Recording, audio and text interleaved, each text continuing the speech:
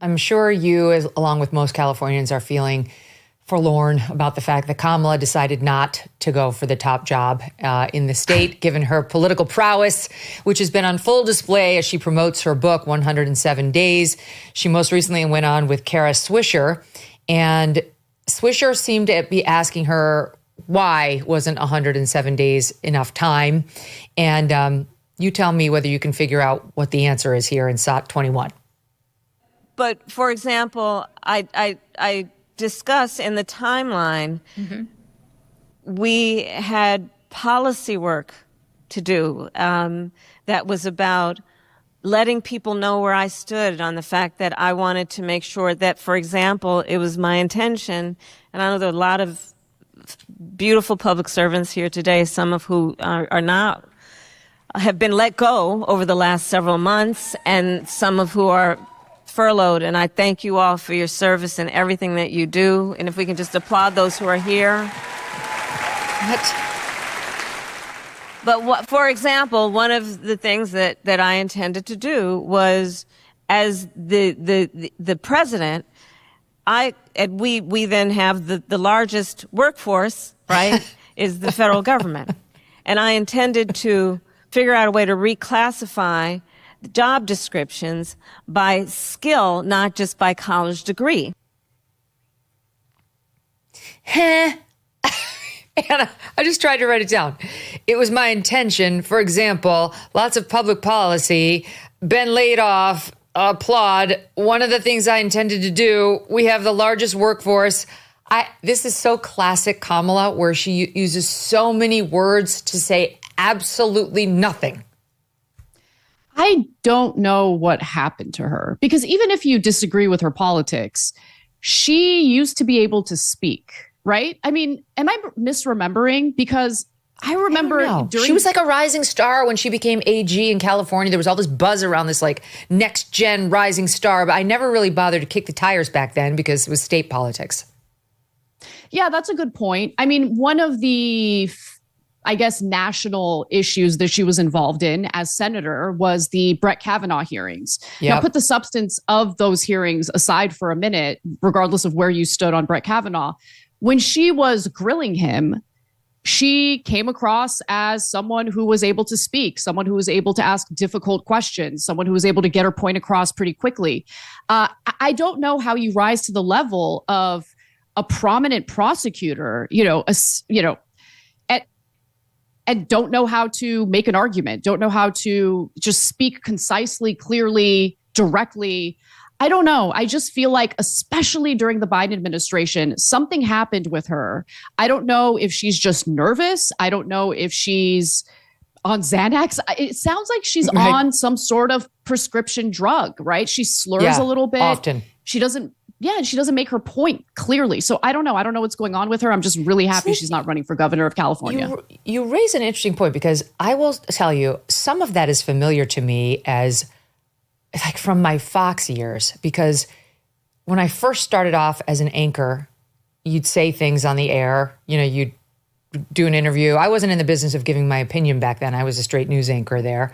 But, like all of Fox, you're a little on the edge, even when you're on the straight news side.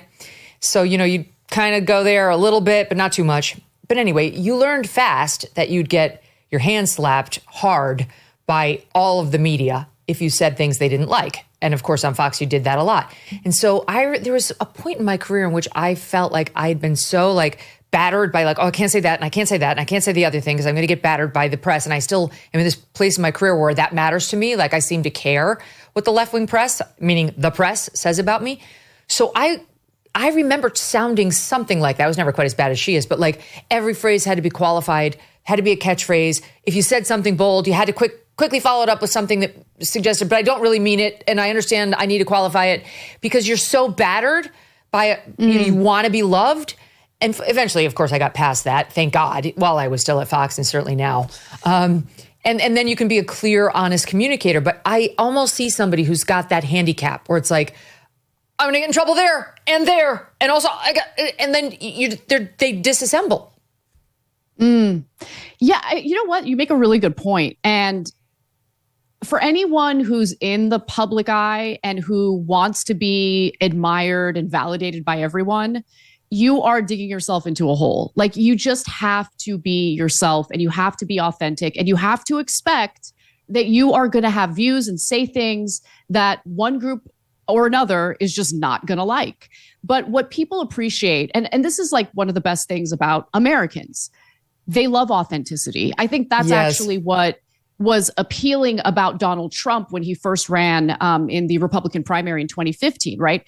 He said all sorts of things that people didn't like, but they knew he was actually telling them what he really thinks. And that authenticity in the environment of all these fake politicians was very appealing. When you look at members of the Democratic Party right now, they have not gotten that message yet, save for a few people. And look, even on the Republican side, you have someone like Congresswoman Marjorie Taylor Greene, who is saying things that are considered like sacrilege when it comes to the Republican Party. But she is garnering a lot of positive attention from rank and file Republicans, but also people who are center left who are like, oh my God, I totally agree with her on what she's saying here. Maybe there's a way to work together. For the first time in my adult life, I'm seeing opportunities for people on both sides of the political aisle to work together for a common cause. And that's a wonderful thing. But I think the establishment, the Democratic establishment, is still very much in the mindset of everything is a left versus right paradigm. There are enemies because they identify as Republicans, and we're never going to give them credit when they agree with us on things. We're going to continue feeding into division and divisive rhetoric. And I think rank and file Americans, ordinary American voters, are sick of it. So we'll see how this plays out. The effort to lower the cost of prescription drugs. That was the one thing I really wanted to talk to you about, because you were on the show like a year ago saying, why isn't anybody doing anything about this? And then Trump actually said, I'm actually going to try to do something about this. And I was waiting for the chorus of leftists to be like, actually, this is great. You know, this is good. This is a step in the right direction. No, it didn't happen because of the TDS. But wait, something you just said reminded me of something. Katie Porter, you were right that her authentic self is not that likable, but you're also right that you fail if you're not authentic. So like, I think Katie Porter actually probably would have done better if she had come out and said, the woman was annoying. Let me tell you how that exchange was billed to me. They said it's going to be 10 straight questions and everyone just gets asked these 10 straight. And I thought I'd do it.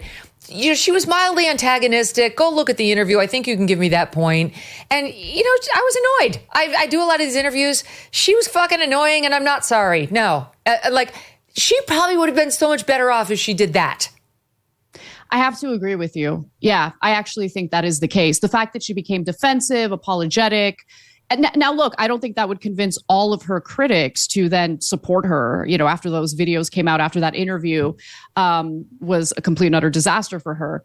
But I do think that for those who are kind of on the fence, seeing her be apologetic as opposed to defend herself, I think worked against her. It is true. Yeah. We're just living in that culture right now. If I had been Katie Porter, the video where she's telling the staffer, you're in my fucking shot, get in my fucking shot. I would have said, if I were Katie Porter, I would have been like, she was in the shot. I don't know how to explain TV to you, but it's a hard no. I'm doing a taped piece with Kathleen Sebelius. Your staff should know. Do not get in the shot, and really don't get into the shot to correct something I've just said. So yeah, I was irritated. And when I'm irritated, sometimes I use the F word, and too bad if you don't like it. Don't vote for me if you don't like that. It's the least of what you'd hear from Donald Trump behind the scenes. You know, like something like that. If I were Katie Porter, that would have been so much better than this fake act of like, I'll do better. And I've told my staff that. It's like, everyone knows she's going to yell at her staff on an ongoing basis. The staff is terrified of her. They're all leaking to every publication about how awful she is. Might as well just lean in. Just be like, this is me. Yeah. I mean, again, I don't think it'll convince everyone, but it would probably work better than how she has handled this. You just reminded me of this moment. It's actually a pretty viral video from Trump's first term. He's in the Oval Office. He's about to be interviewed. And I think it was George Stephanopoulos. He was coughing, like off screen, off camera. And Trump didn't curse him out or anything, but he said something a little curt, you know, just basically like, can we do something about this? Like, you know, And it was hilarious. It was funny, right? And so he never apologized for it. He never really made a big deal about it. And it was just a human moment of a prominent politician. You can maybe spin it that way. But again, it goes back to the issue of, are you a savvy and crafty political figure? And I just don't think that Katie Porter serves that role at all. Yeah. She just kind of projects hot mess. That's part of her problem. Yeah, there was that one Trump interview when he was just civilian Trump, businessman Trump, many years ago on Larry King, where he's sitting across from Larry King in that CNN studio with like the highlight, like the game highlight where you put the pegs in the wall and they light up. Light bright, that's what it was. It looks like a light bright display behind him. And Trump goes, "Oh my God, your breath is terrible. You have really bad breath." Oh, I remember that. Oh my God. It's not nice, but it was a human moment. Yeah. And I think, again, most Americans are just so sick of fake politicians. They really are. So if you can take a moment that maybe doesn't look great for you and spin it as, this is me, I'm being authentic, I'm human, you have your human moments too. I think that's probably the best way of, wiggling your way out of a bad situation. That's what she should have. She should have been like, she shouldn't have been in the shot. Now, it wasn't the nicest language. To be honest, that's how I talk. I talk that way to everyone. I talk that way to the people I love. I don't like whatever. But this little act of like, I'm actually a Pollyanna, and those were just a couple of weird, random, bad moments. But I won't swear off on there being no more videos because I damn well know there are. It's not working. Okay, let's keep going. There's one more Kamala Sat. This one seems to be a reference to they're eating the dogs. They're eating the cats moment at that one debate between Kamala and Trump. Here we go. The debate, look, I mean, okay, so part of it is, so what happened was. Oh, God. Oh, no. The cackle.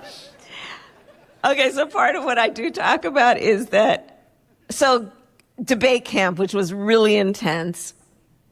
And then we get to Philly, and my team, and it's Kirsten Allen, who many people here may know, and Brian Fallon, and they're getting me ready, and they're like, "Hey, boss, so we saw Donald Trump coming off the plane, coming to the debate, and Laura Loomer was on the plane with him." No.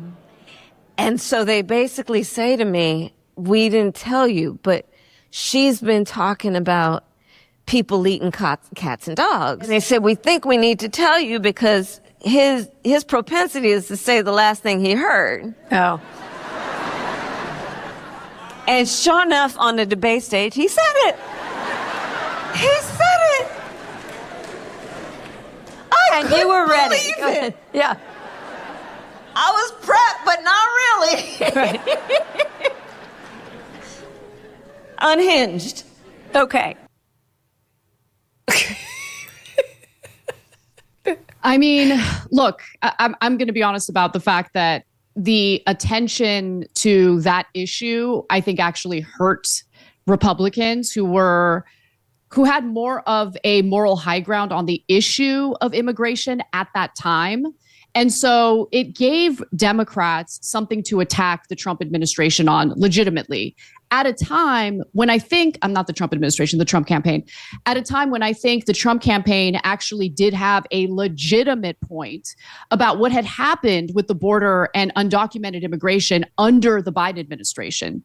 You hear what I'm saying? And this is the thing that drives me crazy about like some, not all, but some Democratic voters, where they will latch onto one lie, right, about people eating cats and dogs to delegitimize a very legitimate issue that various communities across the country were grappling with without any real support or help from the federal government under the Biden administration. So again, I thought that was a bad move by the Trump campaign. That being said, okay, so you got briefed on it. I don't remember her having an incredibly powerful response to Trump's statement there. No, I think it was the moderators. Right, exactly. The moderators were the ones who, if I remember correctly, weighed in on that.